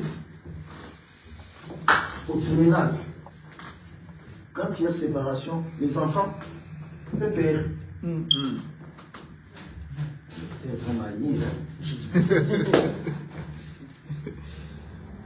Et toi, tu te sépares de l'homme. Mais les enfants, c'est l'homme aussi. Qu'ils aiment. C'est pas toi aussi d'eux. C'est pourquoi Dieu est la séparation. Mais ça peut arriver que les gens se séparent. C'est là où Paul dit maintenant, si vous êtes séparés, que toi la femme, réconcilie-toi vite avec ton mari. On peut trouver même que Paul était juste. Mais Paul, il faut maintenant que tu examines un peu pour voir si c'était la faute de qui. Peut-être que c'est la faute du mari. Paul n'écoute pas. Il me regarde seulement. La femme est loin, séparée. Hé, toi femme, vite. Reviens. Pourquoi? Parce qu'à l'origine, tu es sorti de l'homme. Quand tu es en dehors de l'homme, tu es en insécurité. Le seul endroit où tu es en sécurité, c'est dans l'homme. Amen. Quand tu es dans l'homme, tu es protégé par ses 2 pieds et ses 2 mains. C'est ça. C'est pourquoi la femme, c'est la côte qui est au milieu de 2 mains et de 2 pieds. Wow. Quel autre endroit où la côte pouvait être bien sécurisée? Amen.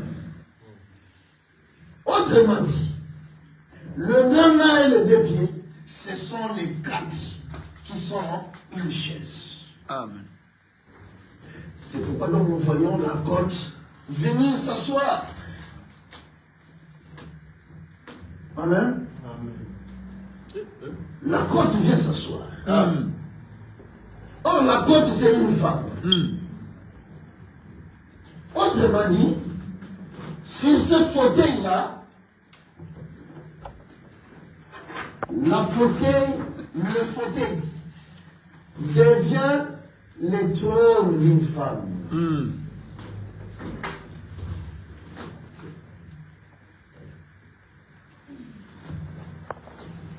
La femme, c'est la grâce. Amen. Quand les lions étaient assis, ce n'était pas le trône de grâce. Soyez très attentifs. Au départ, c'est le trône du lion. Le lion, c'est un roi qui grosse.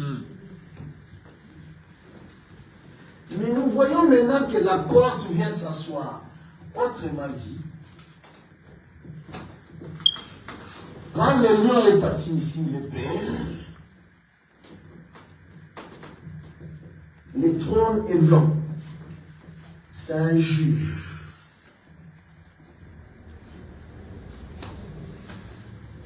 Mais la maman, nous avons dit que la femme, c'est la menstruation. C'est-à-dire qu'elle donne le sang. Quand le sang vient, c'est pour colorer le trône. La Bible dit que le trône de Salomon, c'était un trône d'ivoire. L'ivoire est blanc. C'est un trône de juge. Mais le trône lui-même,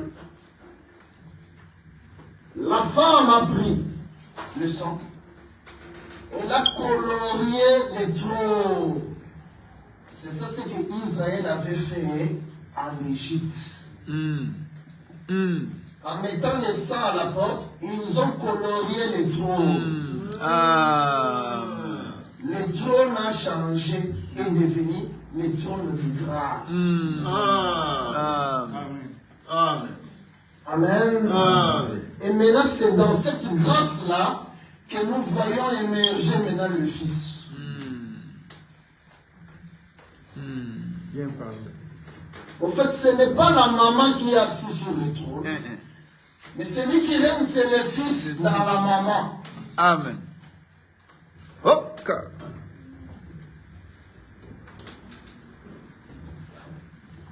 voilà pourquoi nous ne voyons que des trônes.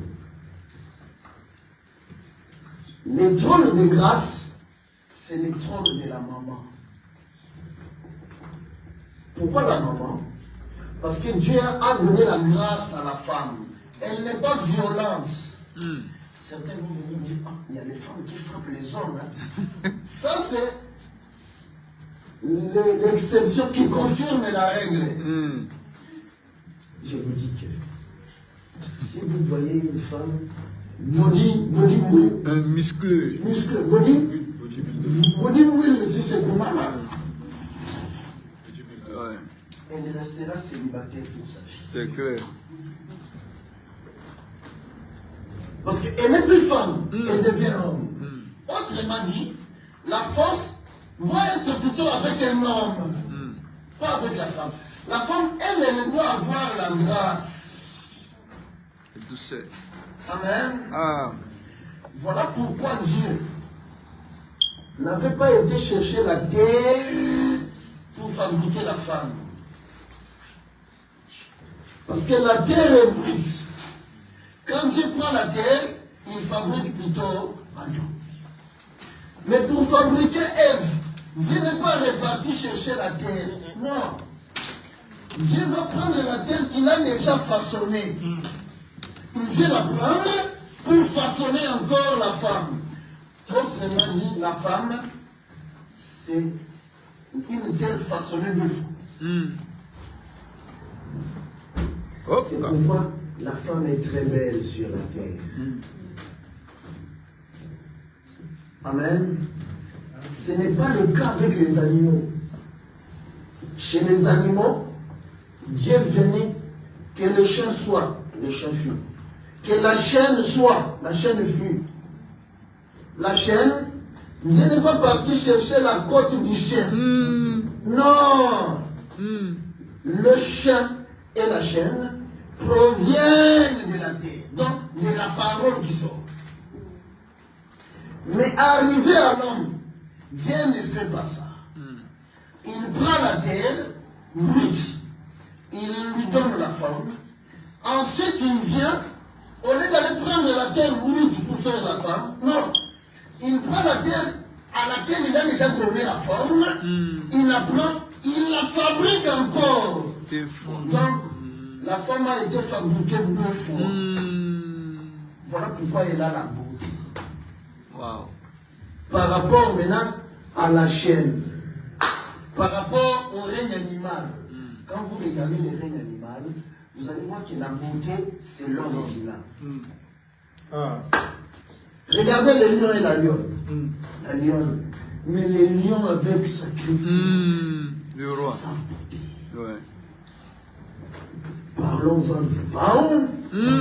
Quand vous voyez la parole, hein, la femme paon, Pardon. quand vous la regardez, mais regardez le paon. Quand il déploie sa beauté, Ouais.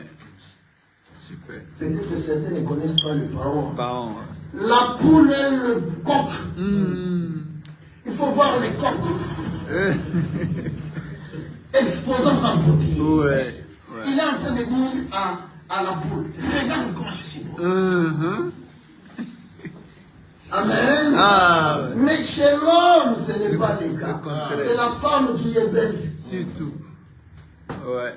C'est pourquoi il faut la comprendre. Quand elle rentre dans la salle de bain, 2 heures, 3 heures. Amen. tu iras en retard. On va lui dire. Ok. C'est pourquoi il faut être prudent. Avant que toi tu te laves, tu laves les filles d'abord elle. Amen. Amen. C'est pas sa faute. Elle a été faite comme ça. C'est-à-dire, elle doit toujours manifester sa beauté. Beauté. C'est naturel. Tu as entendu ce que le Dieu a dit, hein? Je vais prendre le désir. Non, on n'a pas dit ça. On n'a pas dit ça. Sarah n'était pas maquillée, elle était très belle. Simple. Ça, c'est Dieu qui dit. Sarah était très belle. Belle. Le maquillage n'existait pas. Aimer la beauté naturelle. Comme Sarah. La vraie beauté. Il n'y a pas que Sarah. Rebecca. Mais il faut voir Ève.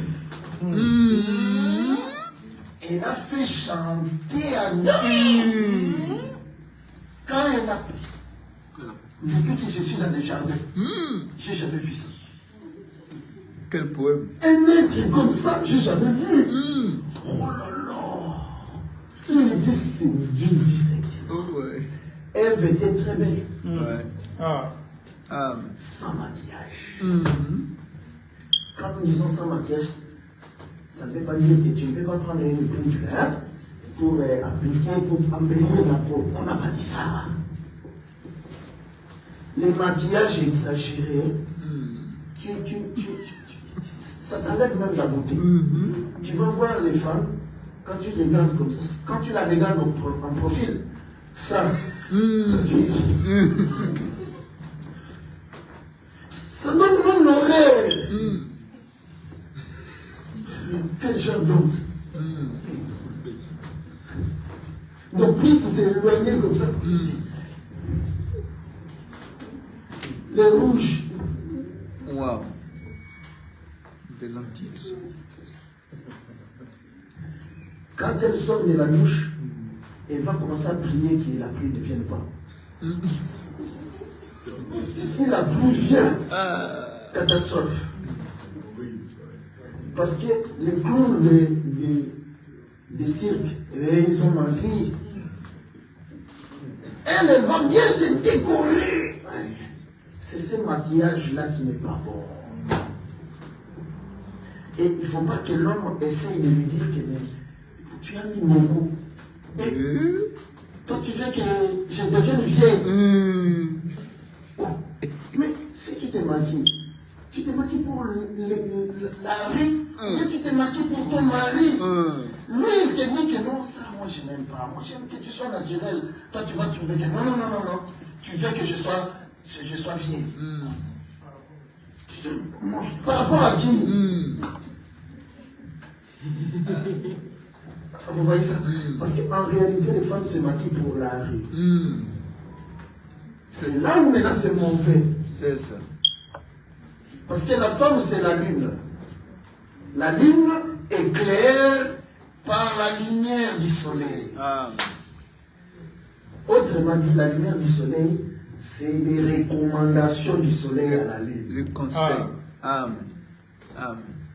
C'est la parole que le soleil vient dire à la lune, comment la lune doit être. Amen. Alors la ligne manifeste cela. C'est pourquoi nous, dans l'évangile éternel, pour connaître l'homme, on regarde la femme. Quand on voit la femme avec des jupes ici, donc on comprend que le frère est encore païen. Amen. Parce que le frère, il veut exposer sa femme comme ça. Donc, lui, il est encore païen. Parce que la Bible dit que la femme qu'elle se vêtisse de manière décente. Et quand elle n'est pas décente, c'est-à-dire que c'est le goût du frère. C'est le frère qui doit être délivré. Donc, nous, quand nous voyons comme ça, frère, tu viens passer à la délivrance. Pas la sœur. Mais seulement le problème est que parfois le frère dit à la sœur, mais c'est la sœur qui ne fait pas. Alors quand le frère nous dit comme ça, c'est la sœur que nous avons. Viens, nous allons délivrer les démons. Parce que ton corps, tu dois le cacher pour ton mari. Mais toi, tu donnes ton corps à la rue. Maintenant, quand tu vas dormir, tu vas te réveiller. J'ai pas bien dormi aujourd'hui. Hein. J'ai eu le mari de nuit. Oui, dans la journée, tu as été avec beaucoup d'hommes. La Bible dit que quand on te convoite, on va avec toi. Mais on n'est pas parti avec. Donc tu t'es attiré beaucoup de démons. Mais ça va venir se manifester dans la nuit. Tu vas te réveiller. Hein. J'ai eu mari de nuit. Mari de nuit n'existe pas. Les démons mari de nuit dans la Bible, moi, si quelqu'un voit un démon mari de nuit dans la Bible, hein, qu'il vienne lui séduire. Ça n'existe pas. Amen. Aux femmes de nuit, bon, aidez-nous hein, de voir à domicile, cherchez dans la Bible, mari de nuit ou femme de nuit, venez nous montrer. On invente des démons comme ça. Mais parce que toi-même, tu t'es exposé pendant toute la journée, tu viens au mari de nuit. Non, la femme doit s'habiller de manière décente. C'est clair. Tout simplement. Amen. Oh, non, bon, la femme ne doit pas mettre l'habillement d'homme. Quand on parle de l'habillement d'homme, on voit que le pantalon. Une grosse erreur. Ici en hiver, là maintenant, il fait froid. La femme est obligée de mettre un pantalon ou un collant. Si elle met un collant, elle met une jupe ou une veste qui couvre son corps. Il n'y a pas de mal à ça. Quand la Bible a écrit l'habillement d'homme, le pantalon n'existait pas.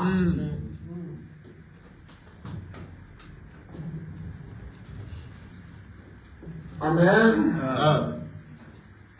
Autrement dit, il y a une femme qui peut mettre le pantalon et elle s'habille de manière décente. Il y en a une autre qui met le pantalon indécente. Moulin. Parce que le diable aujourd'hui, il ne fait que déshabiller la femme. Aujourd'hui, il cherche vraiment des collants qui dessinent les corps. Nous bénissons Dieu parce que le froid est venu.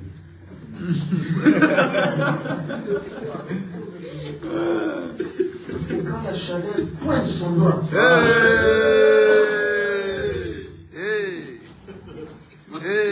essaie d'aller à Château-Rouge. Garde de Lyon. Parfois, moi, quand je vois ça, il faut que je vienne voir la figure de la femme là. Des mamans. Tu regardes comment elle a habillé, son âge, ça ne colle pas. Tu as juste, tu te dis, Seigneur, viens nous chercher.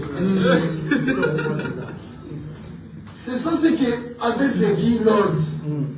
C'est-à-dire, quand il voyait, ah non, viens nous chercher, Dieu est venu le chercher. C'est ça qui va nous pousser dans l'enlèvement.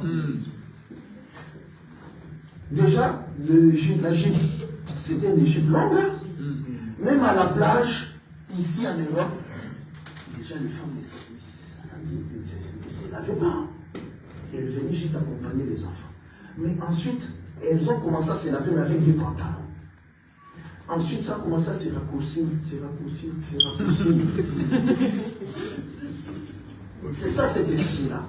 Donc, juste à peine 30 ans, dans les années 60, 70 ici, Brigitte Bardot avait fait scandale. Parce qu'elle est venue avec le bikini à la plage. Ça fait scandale dans ces films. À peine 30 ans. Mais aujourd'hui, si tu n'as pas de bikini à la plage, elle descend de quelle planète? Quel démodé. Vous comprenez? Donc, avant même que l'été ne vienne, régime. Parce qu'elles doivent montrer encore. Parce qu'en réalité, elles vont aller se laver, pas pour se laver à la plage. Non. Il y en a même qui vont venir, même pas rentrer dans l'eau, hein. Parapluie, hein, parasol. Mais exposer son corps. C'est là où nous disons. Cette tenue-là de la plage, fais-le aussi dans ton bureau. On va appeler la police pour ça. Bon, notre collègue, il a perdu la tête. Mais les mêmes personnes qui te voient dans le bureau, c'est les mêmes personnes qui vont te voir à la plage. Donc, le diable ne fait que changer de lieu. Mais ton corps est exposé. Amen. Ça, tout ça, c'est les signes du temps de la fin. Qui montrent que nous devons vraiment trouver qu'il nous est vraiment impossible de vivre, alors Dieu viendra nous chercher. La femme et l'homme. Donc l'homme, c'est la loi, la rigidité. C'est pourquoi Dieu ne supportait pas le péché. Quand tu pêches, tac, il frappe. Mais la maman, non. Elle est là un gros cœur par rapport à ses enfants. Pourquoi? Parce qu'elle est liée aux enfants par le cordon ombilical. Nous vous amenons aujourd'hui à voir qu'en réalité, l'enfant est toujours dans le ventre de sa mère. Parce que la maman, c'est ça, c'est ce fauteuil-là. Voilà pourquoi la lune, c'est le 4 femmes de Jacob. C'est cette chaise-là. Alors la grâce vient s'asseoir. Autrement dit, le Fils.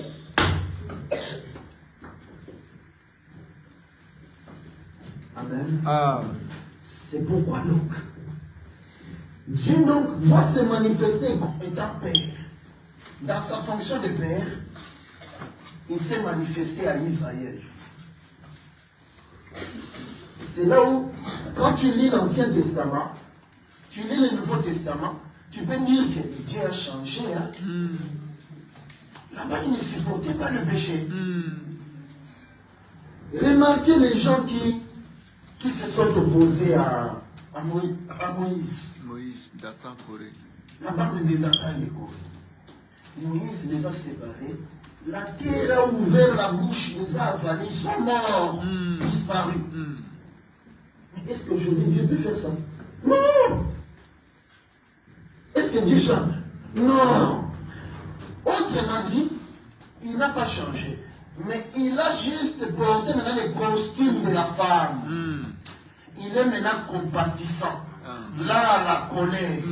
Miséricordieux. C'est la femme. Amen. Mais ces costumes de la femme, c'est pour un temps. Ce n'est que le 7e jour. Amen. Dieu, après, retrouvera son costume de lion. Quand il retrouvera ses costumes de lion, c'est alors qu'il y aura maintenant le jugement dernier. Parce qu'il doit venir maintenant frapper l'ivraie. Mais dans ce costume de femme, il est compatissant dans la colère. Il ne peut pas frapper. C'est pourquoi Dieu ne frappe pas les démons non plus. Dieu ne frappe pas les démons. Mais il a dit aux démons, Satan, il sait que quand Dieu reprendra son costume de lion, ce sera fini pour moi. Il sait. C'est pourquoi quand on vient, fire, Comme si on invoque les feux pour brûler les démons. Les diables rigolent, ils vous rigolent. C'est ça qui se passe dans toutes ces églises évangéliques. Les diables rigolent. Et il fait du cinéma. Il va faire tomber la personne. Paf! Ils vont venir avec des micros, avec l'enregistré. C'est quel démon? Comment tu t'appelles?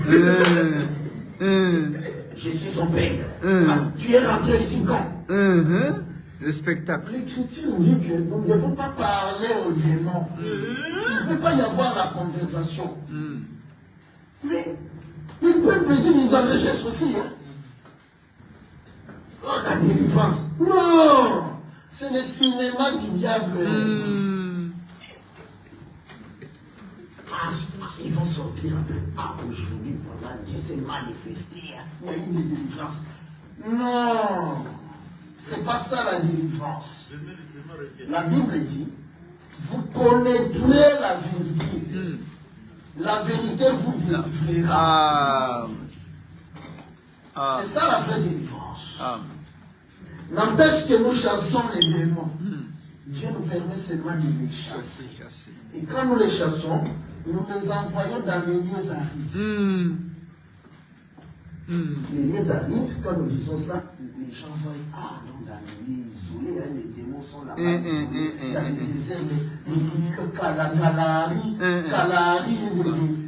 les Sahara. Non! Chez les païens. Le désert, c'est là où il n'y a pas d'eau. Donc, le désert aujourd'hui, c'est là où il n'y a pas d'évangile éternel. Parce que l'eau qui devient des sources, c'est l'évangile éternel. C'est pourquoi quand nous chassons les démons, ils vont dans les églises évangéliques. Augmentation. Les catholiques aussi. Augmentation de douleur. Quand ils vont là-bas, ah, je suis dans la patente. Onction. C'est les démons que nous on a envoyés. Amen. C'est pourquoi il est dangereux d'entrer dans les églises évangéliques. Tu vas ramasser des démons là-bas. Plein. Parce que quand tu adores les diables, il te récompense aussi. Mais il récompense vite. Ah, c'est ça. Il récompense vite. Quand tu pries à Dieu, Dieu tarde. On va venir te proposer. Mais tu ne vois pas que moi j'ai beaucoup d'argent. Tu veux. C'est ça le vrai. On t'emmène juste les mêmes jours. Quand tu vas retourner, tu vas dormir plein de billets. Les diables, ils ne demandent pas avant. Tu jouis, ensuite, non.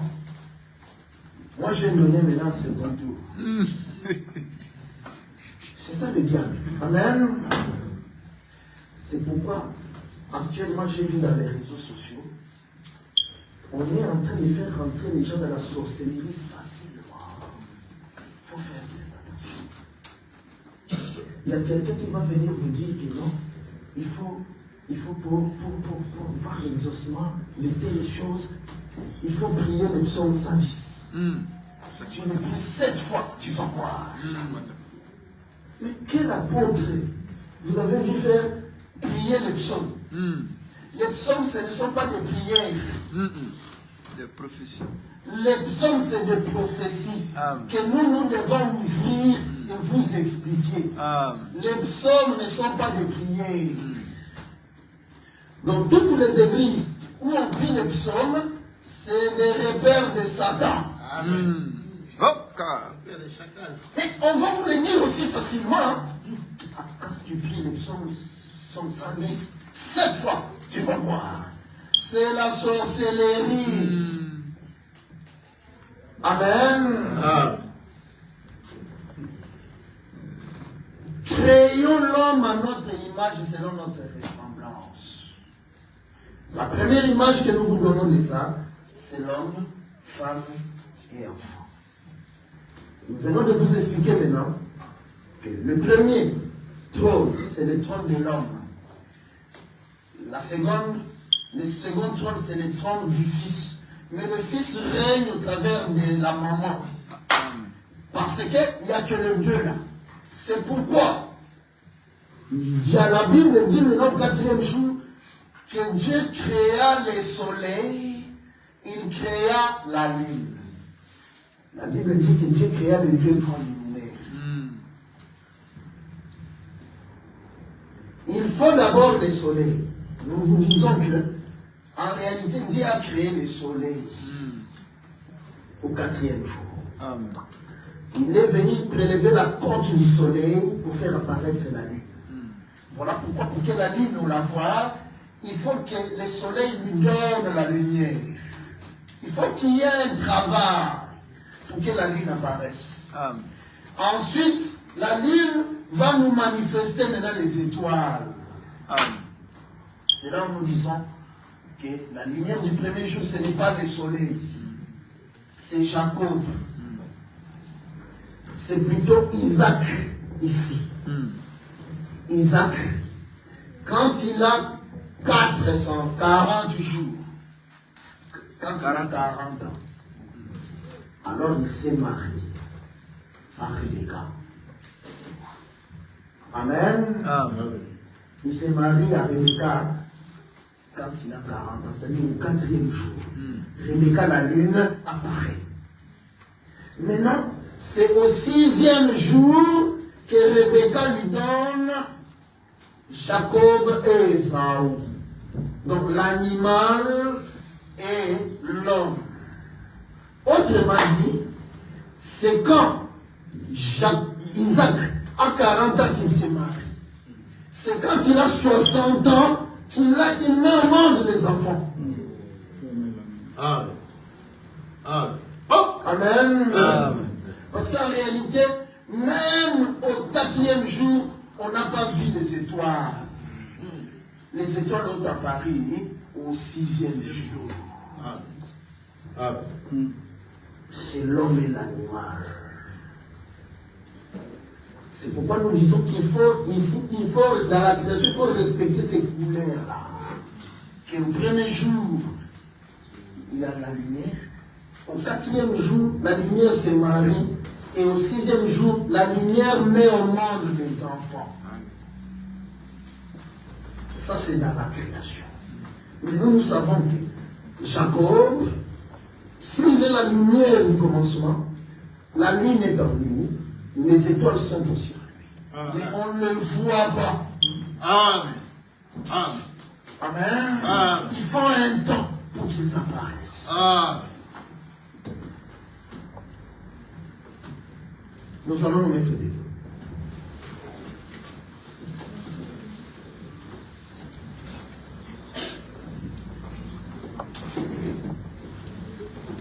Jésus-Christ est Seigneur. Il est sorti du tombeau, il est Seigneur. Tout genou fléchira, toute langue confessera que Jésus est Seigneur. Il est Seigneur. Il est Seigneur. Il est Seigneur. Il est sorti du tombeau, il est Seigneur. Tout genou fléchira, toute langue confessera que Jésus est Seigneur.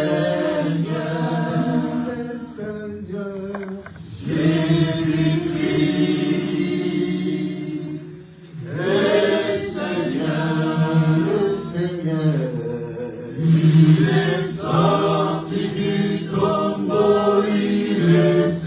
Nous allons en même temps donner nos offrandes, nos dîmes ici. Tout genou fléchira, toute langue confessera que Jésus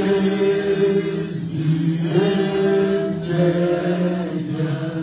Il est vivant, Jésus-Christ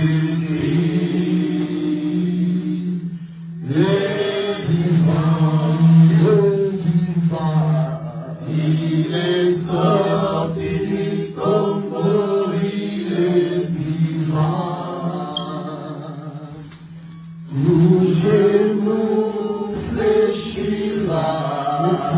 tel en confessera que Jésus est vivant.